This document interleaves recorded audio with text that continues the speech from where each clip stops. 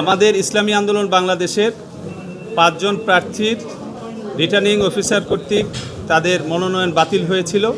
তার এগেনস্টে আমরা এই প্রধান নির্বাচন কমিশনার বরাবর আপিল করেছিলাম। সে আপিলে আজকে আমরা 5টি আপিল মঞ্জুর হয়েছে, একটি আপিল নামঞ্জুর হয়েছে। 5টি আপিল আসলে সিলি ম্যাটার ছিল। রিটার্নিং অফিসার ইচ্ছা করলেই এই ম্যাটারগুলি সমাধান করতে পারতেন। ছোটোখাটো ম্যাটার ছিল, কারো হলফনামায় স্বাক্ষর ছিল না, কারো প্রস্তাবকারী সমর্থনকারীর ঘর পূরণ করা হয়নি, এরকম ছোট ম্যাটার ছিল, যেগুলি বলাও ছিল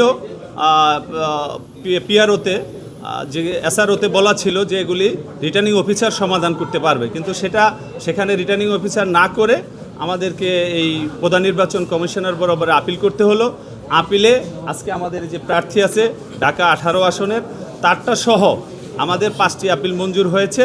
যে ছোটোখাটো ম্যাটার ছিল সেগুলি আমাদের যারা এখানে বিচারক ছিলেন তারা সেগুলি অ্যাকসেপ্ট করেছে। 5টির মধ্যে একটি নামঞ্জুর হয়েছে, 4টি মঞ্জুর হয়েছে। 4টির মধ্যে মোহাম্মদ নূর উদ্দিন, এটা হলো চট্টগ্রামের 11, আর ঢাকা 18 মোহাম্মদ আনোয়ার হোসেন, মানসুর আহমেদ সাকি চাঁদপুর 2, মোহাম্মদ শাহজাহান আলী তালুকদার বগুড়া 3। এই 4টি অ্যাকসেপ্ট হয়েছে, আর একটি নামঞ্জুর হয়েছে।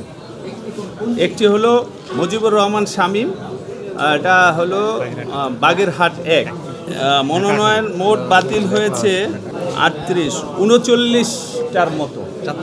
সেখানে আমরা যতটুকু জানছি যে তিনটি মনোনয়ন এমনিতে রিটার্নিং অফিসার কর্তৃক পরবর্তীতে সেটা অ্যাকসেপ্ট করেছে, আর বাকিগুলি আমরা এখানে আপিল করেছি। বাকি ইসলামী আন্দোলন বাংলাদেশের আমরা অ্যাডভোকেট হিসেবে এখানে আমরা প্রতিনিধিত্ব করি।